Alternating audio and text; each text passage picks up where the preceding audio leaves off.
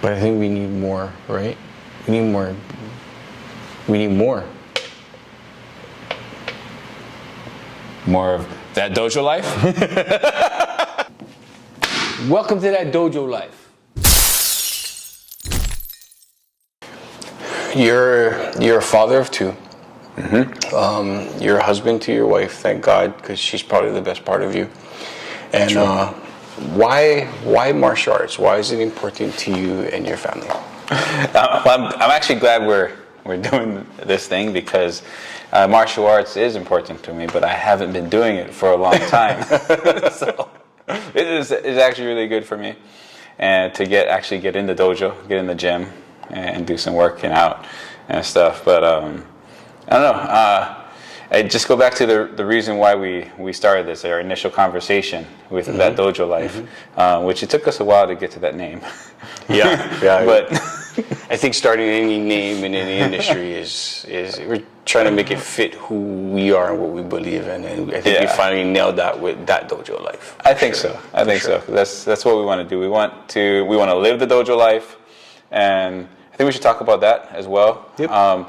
Like, what is the Dojo Life? But anyway, like I was saying, growing up, I watched a lot of Bruce Lee movies, and look at the moon. Yes. Don't focus on the finger. Yeah. Or you miss all that heavenly glory. And if you know what we're talking about, I like you. Yep. Come to the right spot already. Yes. That's for sure. And I watched a lot of black belt theater with my dad. Like every Friday night, we'd watch that black belt theater. He'd let me stay up late and watch that. And I used to want to be Bruce Lee. And I always wanted to take martial arts, but for some reason I never did. And I started taking when I was like 13 or 14. Maybe it was 12. I started taking Sui Lum Pai Kung Fu. Wow. Yeah, say that 3 times and see if you can get it right. And Tiger Crane style is what it was. Yeah. In Kalihi. I think it was Kong Sui Lum Pai. For those who don't know, Kalihi is located where we're from, which is Honolulu, Hawaii. There's a lot of schools out of here. So you're going to be hearing a lot of different schools come up, a lot of different types of trainings. That's things that we cover here at that Dojo Life. So continue, but go ahead. Sorry about that. And actually before that, because that was about 1993, I think, ish. 1992. You know, you're giving away your age, right? Oh, yeah, that's true. Yeah. That's true. It was 2004. I was 1 year old when this happened. But I was a mature 1 year old. But UFC came out. Wow, yeah. Right? UFC came out about 92. Yeah. Right? And then, I don't know, actually. I got to check my facts because I don't know if I started Kung Fu before that or during it, but either way, we started watching UFC. We saw Hoist Gracie win all those. Wipe everybody out. Wipe everybody out. And we're like, oh, that's where it's at. Yep. And look at today, 2020. Yeah, I know. 2022. 2022. Yes. 30 years. Golly. It's been 30 years, right? And we just list our age for sure. All right, good. When you start talking in decades, that's when you know. You know you're old. You definitely. And it's just crazy because I think I did a lot of backyard because I didn't really. I think it's because my parents didn't want to send me to a thing when I wasn't doing very good in school. Yeah. So I did a lot of backyard things. I took Jeet Kune Do out of someone's backyard. Cool. I took jiu-jitsu out of someone's garage down the street. That's Hawaii. That's Hawaii. That's how Hawaii started too. Think about it. Majority of the training started in garages. Yeah. Wow. I hear stories about Helson had his out of his garage for a little while, right? Way back in the day.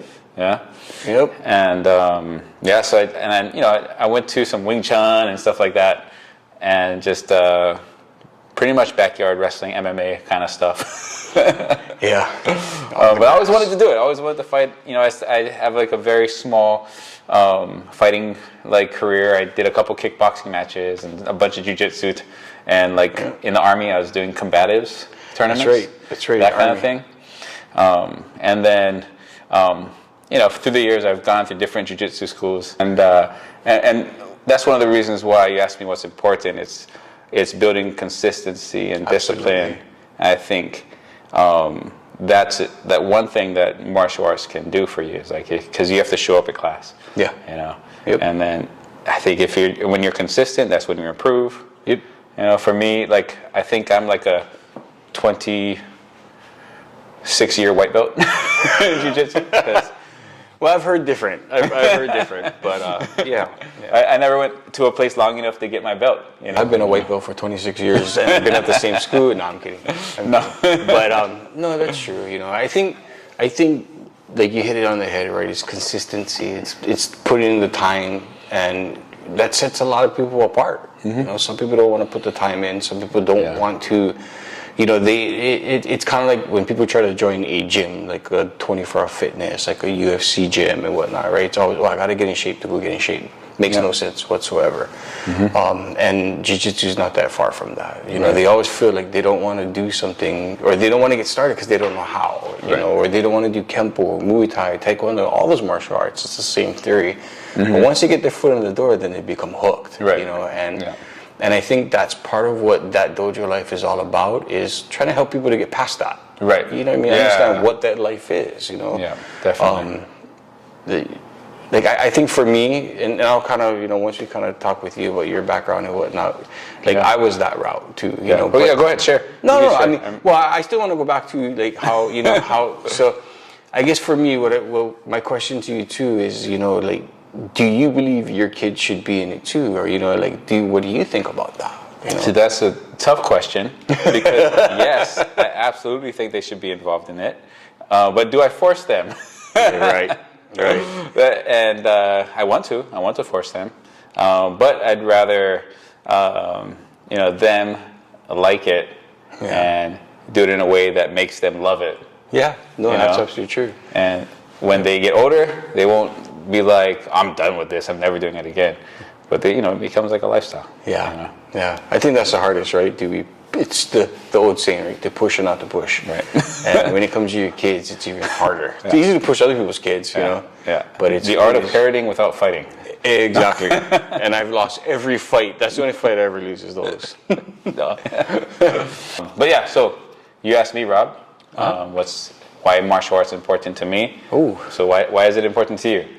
Well, for many reasons. One, I think it keeps me out of trouble. I was kind of on the same boat as you. I think we might have sailed the same ship. But I was from when I was young, I've always did the wrong thing. I've always chose the wrong direction. And like anybody else's parents, right? We got thrown into martial arts as you're going to learn discipline, you're going to learn respect. And I did, and it was good. My first martial arts that I ever started, I started when I was 4, and it was karate. I still remember his name was Sensei Howard. He was brutal. Karate was brutal. It was a old Japanese man, and he was brutal. And I think that alone, just being able to train into somebody, even at 4, I was scared of him. But I noticed that when I stopped doing karate and I started to be the Rob and go out and do my thing, I got back in trouble again, And then as I got older, my mom put me into another martial arts, So then I went to, I think it was Taekwondo right after that. Wow. And then I did Taekwondo for a while, and I got out, and I did the same thing, was naughty, But I realized every time I went back to martial arts, I always felt like it kept me busy. Wow. Okay. And I think that's important. Yeah. It also kept me healthy, you know what I mean? Because life is so full of, there's so many choices to eat bad, to walk bad, to do everything bad. Yeah. And being able to train and doing things in a dojo and on the mat, you really have to think about, what your next move is, if that makes sense. Yeah. Yeah. And now that I'm a parent, right, I put myself going, oh crap, my kid's going to be worse than I was. That's probably what's going to happen. And not yet, he's 5, but he loves martial arts. And that's, I'm grateful for that because I know it's going to keep him busy, right? It's going to keep him out of trouble. You know, I've always seen the same old post on all the social media, right? If you get your kids into cars, they don't have enough money to buy drugs. It's kind of the same theory right here, right? Keep them busy on the mats. Yeah. And they don't have to be around the negative stuff. Right. And then it's also to who my son, you know, hangs around with, right? So a lot of our students that we have here, they're friends of his. So they all train together and they live together and they do things together, and you know it's awesome to see that, and then to be a coach for these kids growing up and trying to direct them the right way. Right. Feels good. Yeah. That's why it's important to me. I guess it's the feeling I get, the outcome that I get. Yeah. That's about it. I think we have a good definition of what that dojo life is. Yeah, absolutely. Yeah, absolutely. And just making it a lifestyle for ourselves, for our loved ones. Yep. And it can help in every area of our lives. You're going to be hearing a lot of different schools come up, a lot of different types of trainings. That's things that we cover here at that Dojo Life. Subscribe if you like that kind of thing. Yeah.